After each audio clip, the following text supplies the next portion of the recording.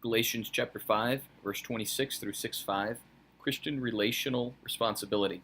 We've transitioned out of the passage about the Holy Spirit, the fruit of the Spirit. This looks at the result of the Spirit-controlled believer, how he practically interacts with other believers in the body, in particular, those who are fallen brethren, those who have fallen in sin. What he is saying, or what is he saying? Christians are not to be conceited in their relationships. Clearly, there's a thread of pride that is running through these verses. Chapter 5, verse 26 goes into chapter 6. Christians are not to capitalize upon fallen brethren.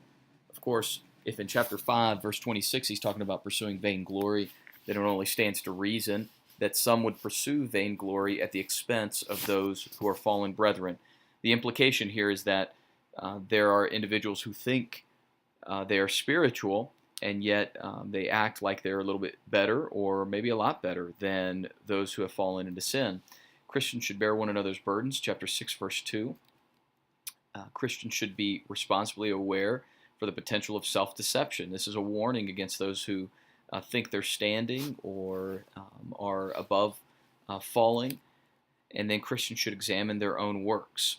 And this is an encouragement, exhortation from the Apostle Paul to these Galatian believers about every man examining himself. And then the principle is that spirit-controlled, and the reason I'm using spirit-controlled is because of what we just finished up in chapter 5. It's the context here, the broader context. Spirit-controlled or spiritual people will not pursue empty glory, but rather they will humbly seek the restoration of fallen brethren.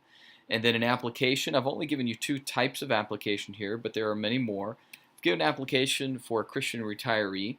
How does a Christian retiree who is spirit-controlled, what does it look like to engage in relationships where they are helping to restore fallen brethren? And then for Christian singles as well. And so there's a talk and writing there that you'll be able to study in the lesson about being intentional about sharing with each other sins that we're struggling with, not just health struggles. So I hope that'll be a help to you. Take time if your respective classes do not have retirees or singles, find a way to take that principle and think through what the appropriate application would be for those who are in your hearing. God bless.